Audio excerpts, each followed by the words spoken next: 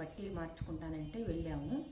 వెళ్తే ఆ పట్టీలు ఎలా ఉన్నాయంటే 3 తులాల పైన ఉన్నాయండి. 3 తులాల పైన ఉన్నాయే 5,000 అయినాయండి. చాలా సన్నగా ఉన్నాయి, మధ్యలో చిన్న డిజైన్ ఇచ్చాడు, చాలా సన్నగా ఉన్నాయి. అంతా పెరిగిపోయింది అనమాట. బంగారానికే కాదండి, రెక్కలు వచ్చేసింది, వెండికి కూడా రెక్కలు వచ్చాయి అన్నమాట. వెండి నాకు అనిపించింది, అందరూ ఎవరు చూసినా షాపుల్లో ఎగబడిపోతున్నారు. ఏంటండి ఇది పరిస్థితి అని అంటే, చూడండి అని బుక్ చూపించాడు ఆయన, షాప్ అయినా బుక్ చూపించాడు. అందరూ ఆర్డర్ చేసేసుకున్నారండి. కేజీ, అర కేజీ, 2 కేజీలు, కేజీన్నర అలా ఆర్డర్ చేసేసుకున్నారంట. మొత్తం లిస్ట్ అంతా చూపించాడు ఆ షాప్ అయినా. నేను ఆశ్చర్యపోయాను అనమాట. అమ్మో ఏంటి ఇట్లా కూడా చేస్తారా అనిపించింది.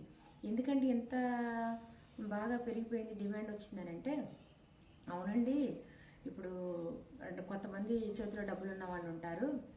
వాళ్ళు ఏం చేస్తారంటే చిన్న చిన్న ఇన్వెస్ట్మెంట్లు మీద ఏం పెడతారు. ఇప్పుడు పొలాలు, భూములు కొనాలంటే అవి అంతా కూడా మరి చాలా లక్షల్లో ఉంటాయి కదా. అలాంటప్పుడు ఎవరికైనా వడ్డీలు ఇద్దామా అంటే వాళ్ళు ఎంతవరకు ఇస్తారో నమ్మకం ఉంటుంది కదా.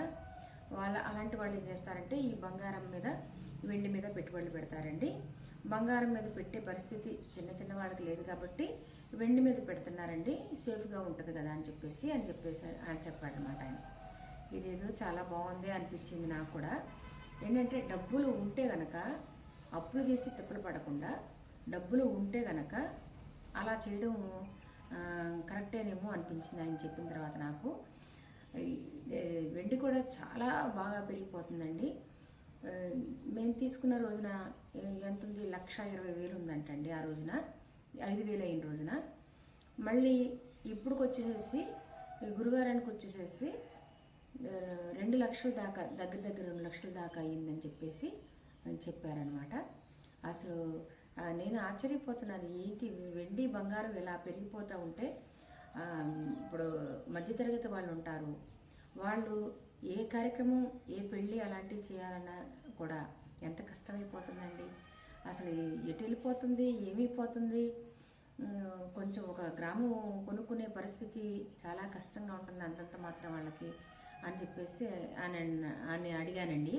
అడిగితే ఆ షాప్ ఆయన ఏమన్నాడంటే, ఈ రోజుల్లో డబ్బులు ఎవరు లేని వాళ్ళు ఎవరున్నారండి, ఎంత కూలి చేసుకునే వాళ్ళకైనా సరే 1,000-1,500 రోజులు తెచ్చుకుంటున్నారు, డబ్బులు లేనివాడు ఎవడున్నాడు ఈ రోజుల్లో అని చెప్పేసి ఆయన చెప్తున్నాడు అనమాట.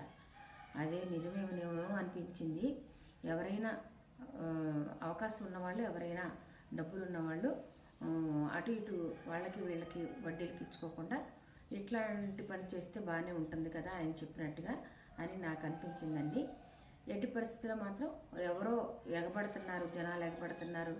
ఏ యూట్యూబ్లో వీడియోస్, ఎందుకంటే అందరి చేతుల్లో ఫోన్ ఉంటుంది. యూట్యూబ్ చూడని వాళ్ళు ఎవరు ఉంటారండి ఈ రోజుల్లో, అందరూ చూస్తారు కదా. ఆ యూట్యూబ్లో జనాలు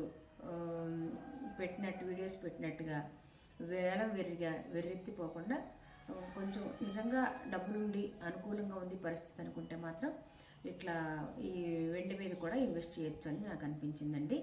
ఎవరైనా అవకాశం ఉన్నవాళ్ళు అలా చేసుకోండి, తప్పులేదు. అవకాశం ఉంటేనే, పొరపాటును కూడా అప్పులు చేసి తిప్పలు పడకూడదు, అంతే కదండి. ఇదిగండి వెండి అంట ఇలా ఉంటుందంటండి, కంకర్రాళ్ళలాగా ఉన్నాయండి, రా వెండి అంట. తర్వాత ఇప్పుడు మరి బిస్కెట్ల రూపంలో చూపిస్తున్నారు కదా అండి అని అంటే, ఆయన తీసుకొచ్చి అవి కూడా చూపించారండి. ఇలా ఉంటుందంట. ఇదైతే కొంచెం ఇంకా ఎక్కువ అవుతుందంట.